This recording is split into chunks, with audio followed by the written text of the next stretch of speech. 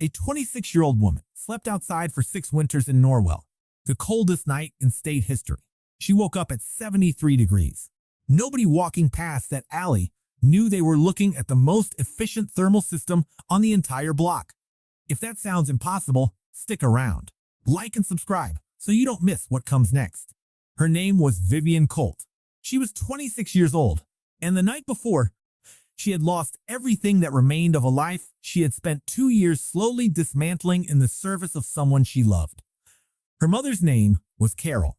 Carol was diagnosed with pancreatic cancer in the spring of Vivian's second year at Harwich State University, where Vivian was studying mechanical engineering with a 3.4 GPA and a particular talent for thermodynamics that her professor, Dr. Ellen Marsh, had noted in a letter of recommendation she never got to use.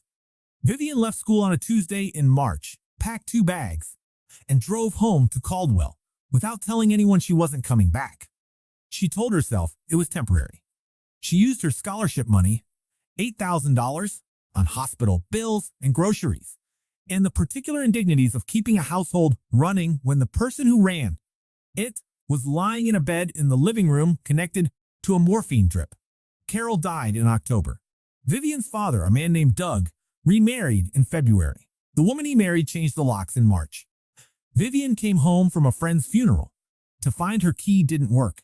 She stood on the porch for 11 minutes before she understood that this was not a mistake. She had $47 and the backpack, and she had the Honda Civic with a cracked windshield and an inspection sticker that had expired 3 days prior. That night, she drove to the Hartfield Foods parking lot on Route 9 because it was open 24 hours, and the lights made her feel less alone.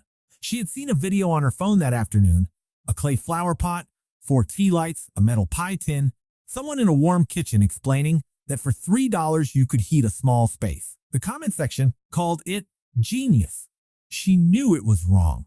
She had sat in Dr. Marsh's class and taken notes on the first law of thermodynamics, and she understood, in the part of her brain that still worked, that a candle cannot create heat, only redistribute it, and that in a sealed car it would consume oxygen and produce carbon monoxide and kill her quietly.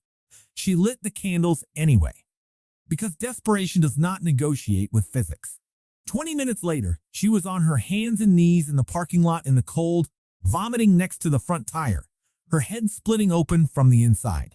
She sat back against the wheel well, wiped her mouth, and after a long time reached into her backpack and found the notebook she had carried out of Dr. Marsh's classroom the day the hospital called.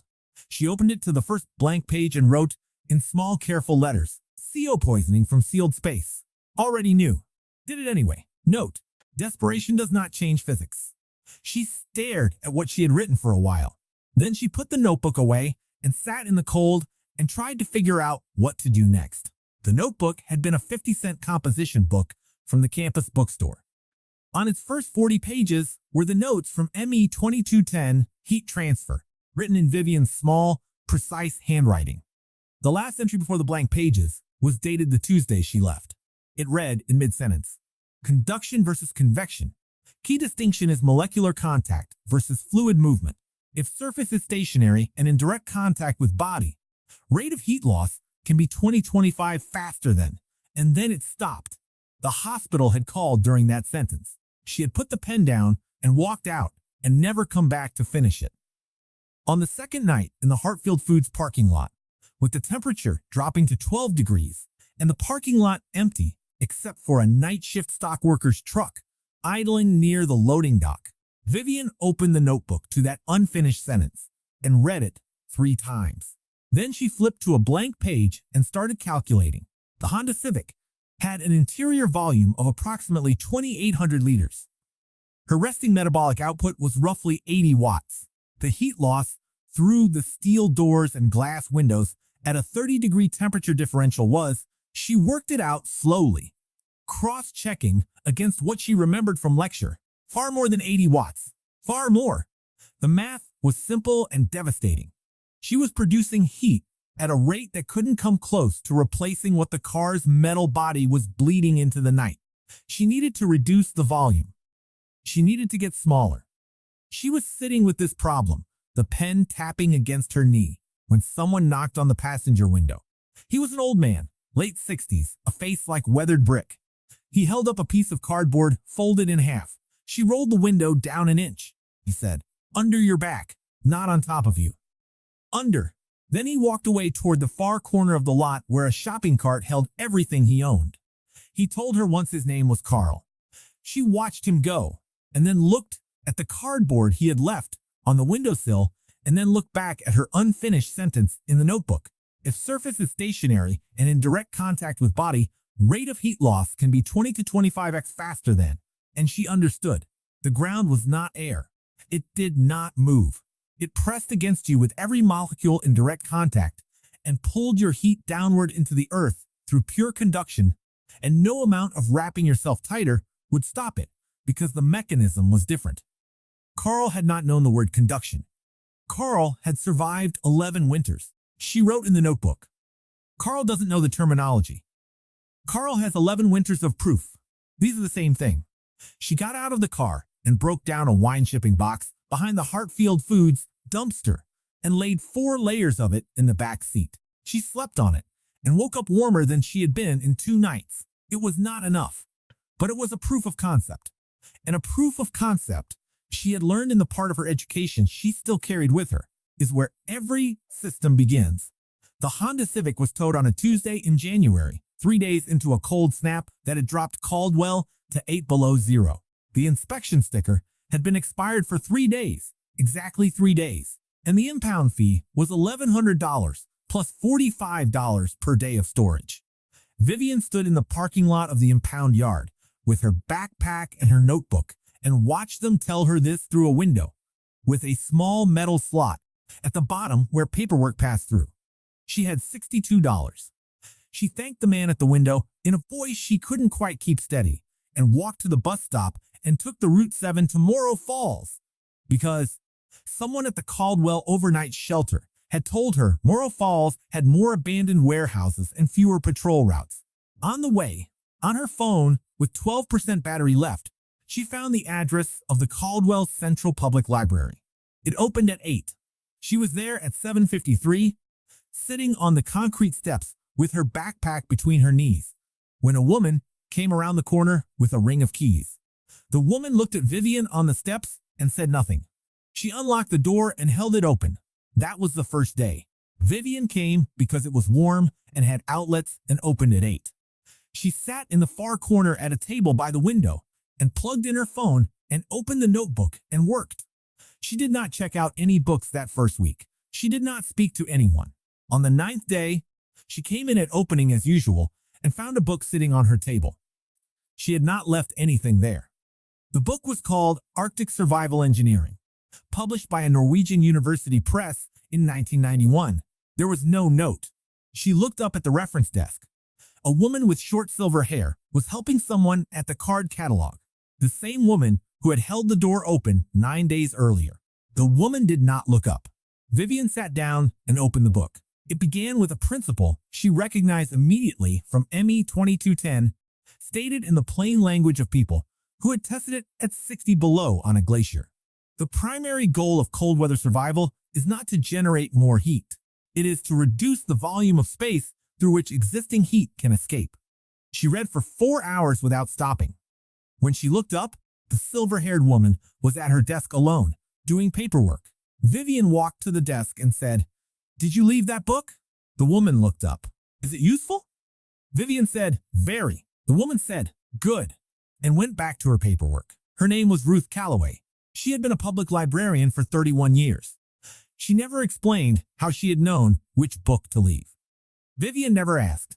The temperature in Morro Falls dropped to -14 on the night of February 3rd, and a woman named Sandra from Open Arms Outreach found Vivian in the stairwell of the abandoned Kellner Street textile mill and pressed a folded square of silver plastic into her hands. "Shiny side towards you," Sandra said. "Keeps the heat in."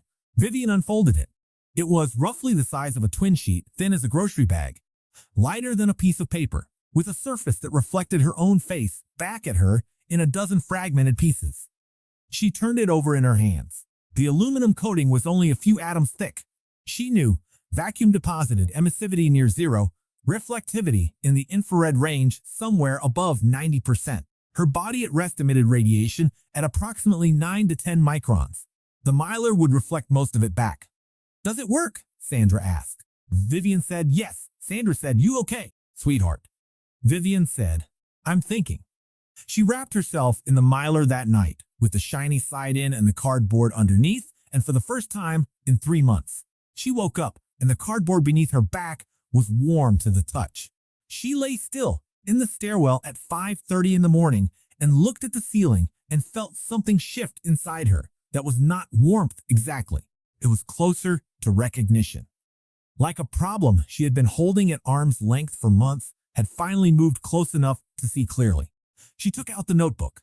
The blank pages after the unfinished sentence were running out. She began to draw. Not sketch, draw. A technical cross-section, dimensioned and annotated, the way Dr. Marsh had taught her to document a design. Outer shell, contractor grade, black garbage bags, wind and waterproof.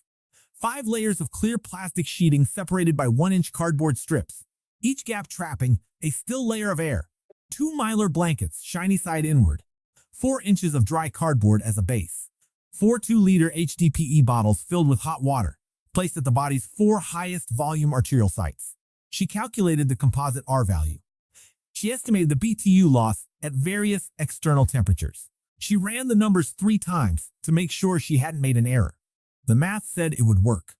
She stared at the math for a long time in the cold stairwell, alone at 5:30 in the morning, and allowed herself to feel something she had not felt since the day she walked out of Dr. Marsh's class. Not hope exactly. Something more structural than hope. The conviction that a system designed correctly will behave as designed. Officer Breen, of the Morro Falls PD, looked over her shoulder one evening while she was drawing and asked what she was working on. "Passive thermal management system," she said. He nodded slowly and moved on. He did not understand. He did not ask her to leave. Ruth left 2 more books on her table that week without comment. One on Inuit igloo construction, one on the Mongolian jur. Vivian read both cover to cover and added 3 annotations to the design drawing. She was not inventing anything new. She was converging from a different direction on solutions that cold climate humans had found by necessity over thousands of years. The Inuit knew about trapped air. The Mongolians knew about radiant heat from a central mass. NASA knew about reflective film. She was assembling, in an alley in the Midwest, a synthesis of things that had already been proven. The only difference was the alley. On the morning of January 28th, the National Weather Service issued a statement that used the word historic 4 times in 3 paragraphs. A polar vortex event was descending on the upper Midwest. Caldwell County was forecast to reach -18 degrees Fahrenheit, with wind chills approaching -60. The governor of Norwell declared a state of emergency. Harwick State University, the school Vivian had left 2 years earlier to sit in a hospital room, canceled all classes, an event so rare the student newspaper ran it as a front-page story. Vivian spent the afternoon of January 28th in the alley behind the Kellner Street textile mill, assembling the system she had been designing in the notebook for 14 months and collecting parts for 8. She worked methodically. The outer shell went on first, 2 contractor-grade black garbage bags, the thick kind taped into a sleeve. Inside, 5 layers of clear plastic drop cloth, separated by cardboard ribs 2.5 centimeters thick. Each rib placed with the precision of someone who understood that the gap between layers mattered more than the layers themselves. The still air trapped in each gap was the insulation. The plastic was just the container. Inside the 5-layer shell, 2 Mylar emergency blankets, shiny side inward, taped into a second inner sleeve. Beneath her body, 4 inches of clean dry cardboard, dense enough to provide a composite R value she had calculated at roughly 12. And then, at 4 in the afternoon, she walked to Ironside Diner on Morrow Station Road, where a waitress named Pam had been refilling her coffee and not asking questions for 8 months. She set 4 HDPE laundry detergent bottles on the counter. Pam looked at them and looked at Vivian, and without a word, carried them to the kitchen and came back with all 4, filled to the neck with water from the industrial coffee machine, 160 degrees Fahrenheit, wrapped each one in a clean dish towel. "Crazy night," Pam said. Vivian said, "Yes." Pam said, "You gonna be okay?" Vivian said, "I did the math." She walked 4 blocks back to the alley. She placed the bottles at her kidneys, her shoulder blades, her abdomen, and the soles of her feet. She added 6 chemical hand warmers at the femoral arteries, the axillae, and the lumbar spine, 12 watts, perfectly targeted to the highest throughput points in her circulatory system. She sealed the outer shell. She lay still and did the arithmetic one more time in her head. 80 watts of metabolic heat from her body. 32 watts released slowly over 8 hours from 4 liters of water cooling from 160 to 60 degrees Fahrenheit. 112 watts in. 40 watts out through the envelope at a 90-degree temperature differential. 72 watts surplus. In a sealed space, the volume of a sleeping bag, 72 watts of surplus heat will raise the interior temperature to comfortable levels within 30 minutes. She taped a small thermometer to the inside of the mylar shell where she could see it by touch. She closed her eyes. Outside, the temperature was falling toward the coldest night in the recorded history of the state of Norwell. Inside the pile of garbage in the alley behind the Kellner Street mill, it was 71 degrees Fahrenheit at midnight, 73 at 2 in the morning, and still 73 when Vivian woke at 6:45 and lay still for a full minute, listening to the absolute silence of a city where every living creature was either indoors or dead. She unzipped the outer shell. The cold hit her face like a wall. She folded every component in the exact order she would need to reassemble it 12 hours later, packed them into the duffel bag she kept behind the dumpster, and walked to the library. A freelance photographer named Marcus Webb had been out before dawn shooting thermal images of the city for a documentary on urban heat loss. His infrared camera had swept the alley on Kellner Street. The garbage pile had shown no heat signature at all, not a single BTU escaping into the night. Across town, the brick dormitories of Harwick State bled heat from every wall like an open furnace. He filed both images and forgot about them. He would not look at them again for 3 years. The flats was what people called the encampment under the Route 9 overpass. 60 to 70 people, living in a structure of pallets and tarps, and shared instinct that had its own economy, its own politics, and its own rough ethic of mutual accountability. Vivian moved there in June because sleeping alone in the Kellner Alley meant no one would notice if something went wrong. The flats had witnesses. She spent the summer there and into the fall and learned things about collective survival that her notebook could not hold. That a community of people with nothing still organizes itself, still develops hierarchy and norms, and moments of extraordinary generosity, and that the instinct to protect one another does not require a house to operate. In September, a woman named Deb arrived at the flats. She was 51 years old, a former accountant from the Caldwell suburbs, newly homeless after a divorce proceeding that had taken 3 years and left her with $1,100 and a storage unit. She had never slept outside a night in her life. She was terrified in the specific orderly way that accountants are terrified, not panicking, but cataloging every possible failure with meticulous precision. Vivian sat with her for 2 hours on a Tuesday afternoon on an overturned milk crate and explained the thermal system in the only language she could tell. Deb would receive. Think of it as a budget. Your body has a nightly income of around 112 watts. Fixed costs are about 40 watts in losses. That leaves a profit margin of 72 watts. Every gap in the seal is a budget leak. Every wet material is a defaulted asset. You're not trying to heat the city. You're managing a very small portfolio with very high stakes. Deb wrote it down. She built her own version of the cocoon behind a different dumpster on 27th Street. Smaller and slightly less precise, but functional. In January, she slept through a -26 wind chill at 71 degrees Fahrenheit inside it. The lesson Vivian had not expected to learn from teaching Deb was this: knowledge changes when it is explained. The act of translating the system into Deb's language forced Vivian to examine every assumption she had built into it. She found 2 inefficiencies she had not noticed until she had to justify them to someone else. She fixed them. The city came for the flats in October. Director Malcolm Hayes arrived with the advance crew. He walked through the encampment with a clipboard while people gathered their belongings and city trucks idled at the entrance.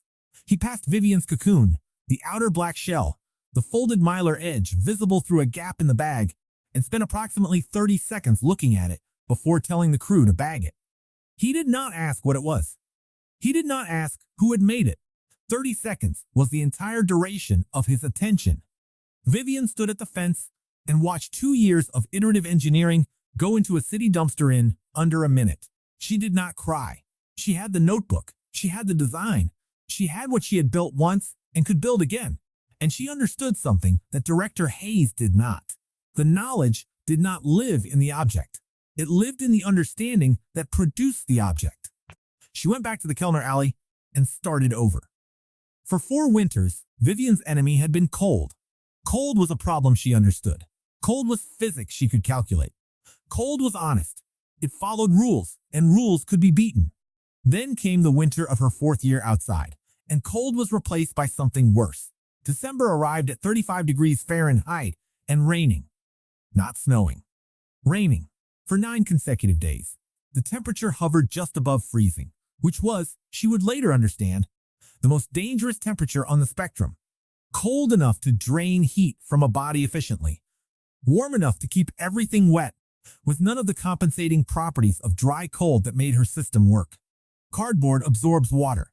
Wet cardboard is not cardboard.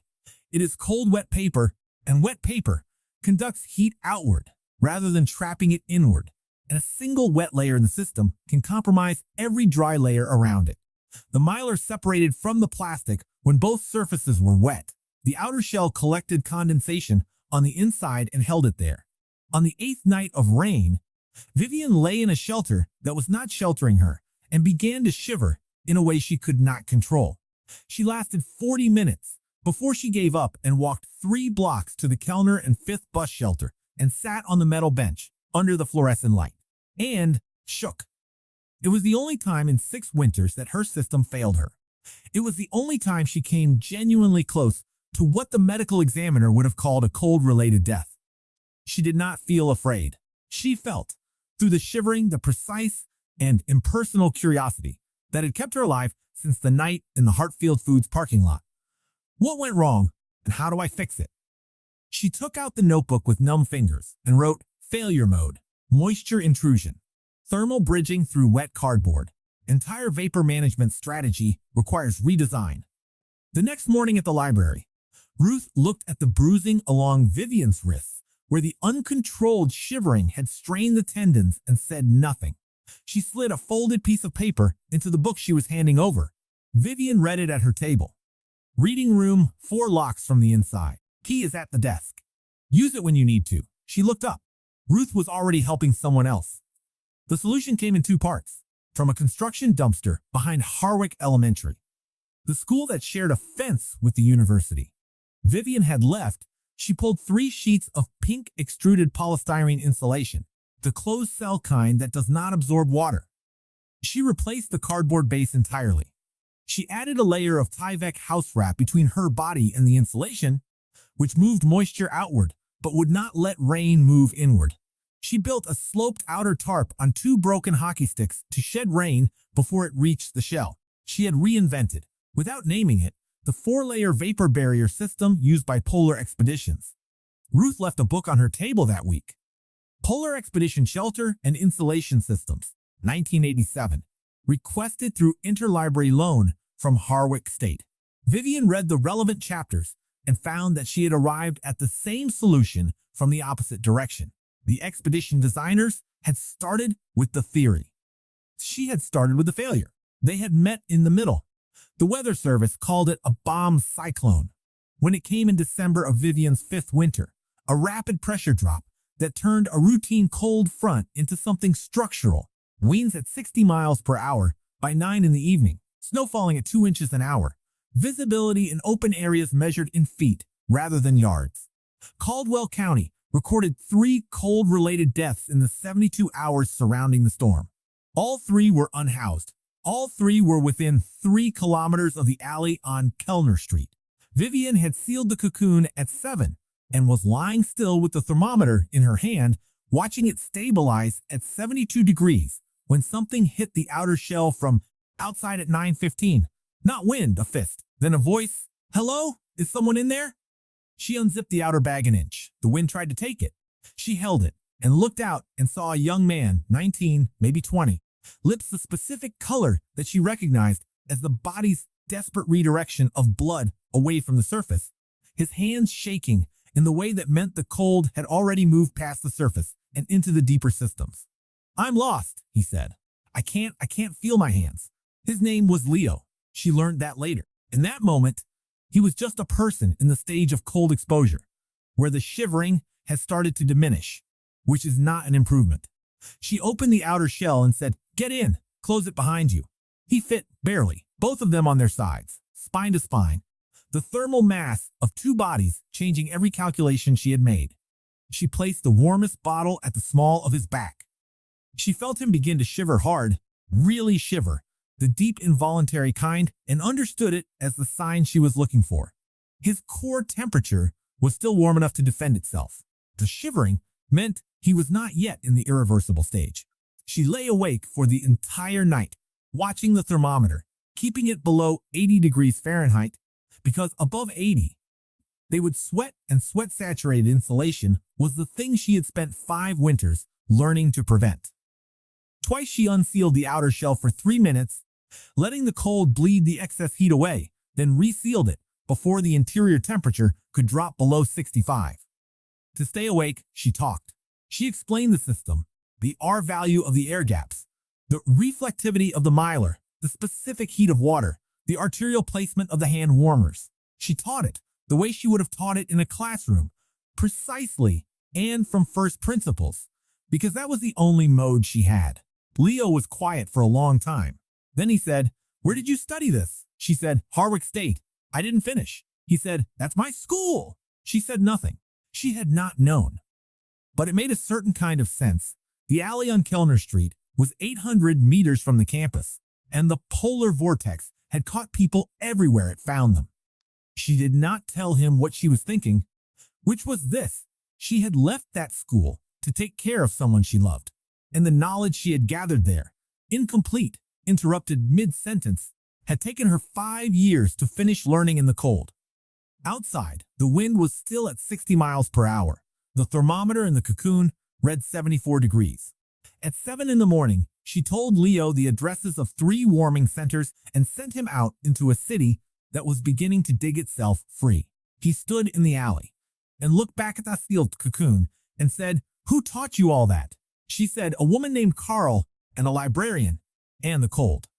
Leo came back 3 weeks later with a woman he introduced as Professor Diana Reyes, who taught thermal systems design in the Harwick State College of Engineering and who had, according to Leo, told him twice on the walk over that she was not going to find what he thought she had found. Vivian was sitting under the loading dock light reading when they came around the corner.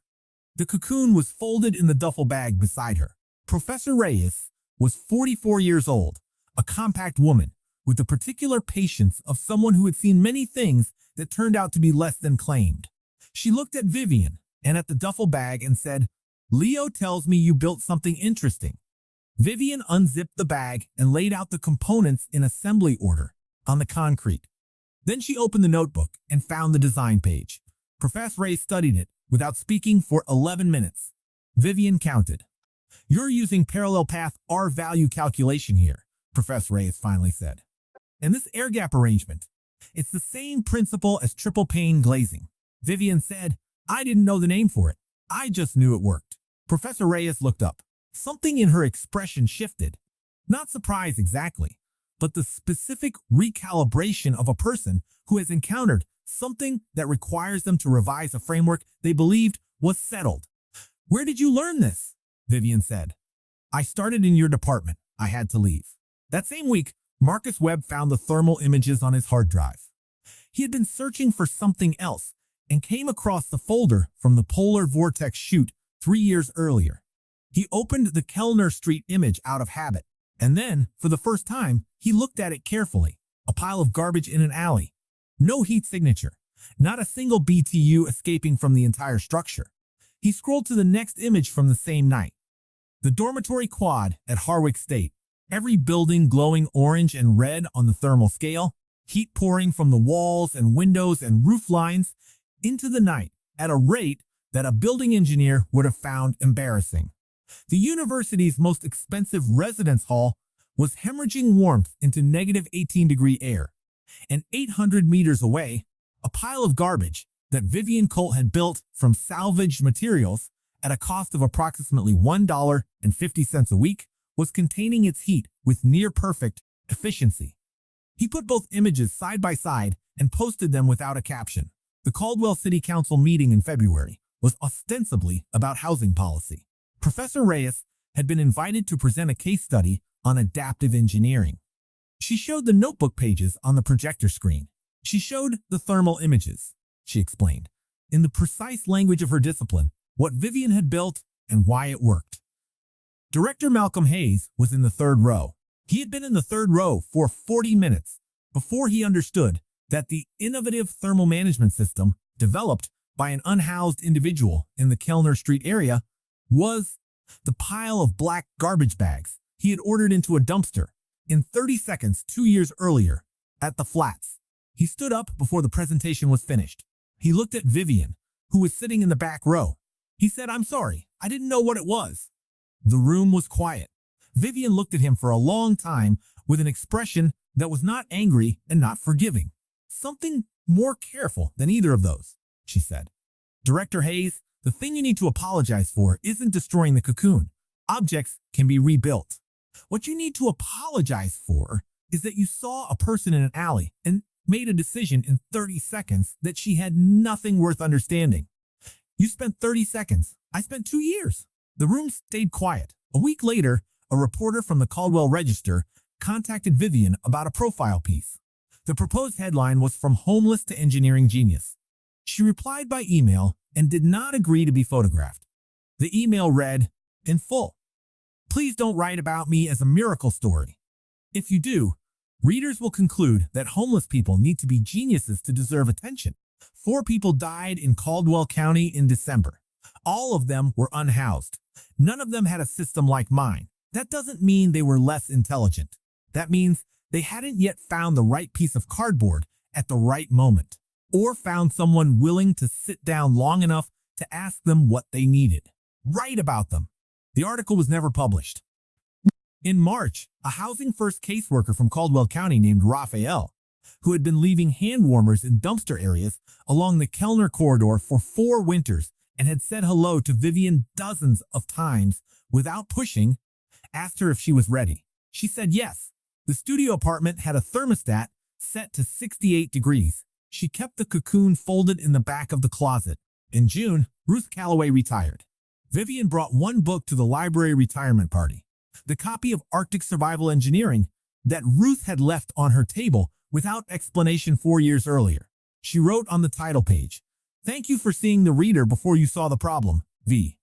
Ruth held it for a moment, then set it on the corner of the desk where she always kept the things she was waiting to give to the right person. Vivian authorized Professor Reyes to reproduce the notebook's design pages as a teaching document for ME 3410-0, Thermal Systems Design at Harwick State University.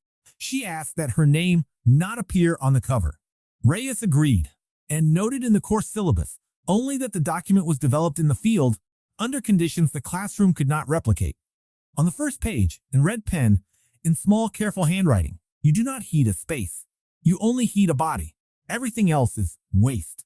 The class uses it to discuss the gap between theoretical knowledge and applied knowledge, between the principle written in a textbook and the principle tested at negative 18 degrees in an alley with your hands going numb, and the understanding that if the math is wrong, the consequence is not a bad grade. Caldwell County recorded 4 cold-related deaths last December. All were unhoused. All died within 4 kilometers of a city that had 6 warming centers, a 24-hour outreach team, and a hotline that would send a van to anyone who called. None of them called. The reasons are not what people assume. They are not usually mental illness. They are not usually addiction. They are usually fear of losing a partner, of losing a pet, of losing the last thing left that belongs only to them. And somewhere tonight, in an alley you have probably driven past, there is a person doing something with cardboard and plastic and a bottle of hot water and careful thought. And it looks like nothing. It looks like garbage. It looks like a life that went wrong. Look again. What you are looking at might be the most precise engineering on the entire block. And if you can see it for what it is, if you can see the notebook filled with calculations as the thing it actually is, then what you are looking at in that alley, behind that dumpster, in the dark, is one of the most underestimated engineers in your city. Her name is Vivian. She did the math. The math was right. If this story made you think twice about what you walk past every day, hit like and subscribe so more people see it. Drop a comment telling me which part hit hardest and where in the world you are watching from right now. Every day, millions of people walk past someone sleeping outside and think the same thing. Some person gave up. We were just didn't give up. She did the math. She lost her mother. She lost her home. She lost everything, and then she sits in a freezing parking lot and opens a notebook and starts solving the problem. Not because anyone was watching, not because anyone asked her to, because that it was human do when they still believe tomorrow it was calculating for hear what her story teacher us intelligent doesn't lie in building it sleep in before Vivian carry an unfinished theory dynamics lesson out of a classroom and complete it in an early and negative 18 degree. The Loris didn't care where she slept. Dignity doesn't require an address. Four people died that December in the same city where Vivian served, not because they were less capable, but because they hadn't they found the right piece of castration or the right person willing to sit down long enough to ask what they need. The last part beyond us. The next time you pass someone in an alley, look again. You might be walking past the most recycler on the entire block. See the person before you see the blueprint.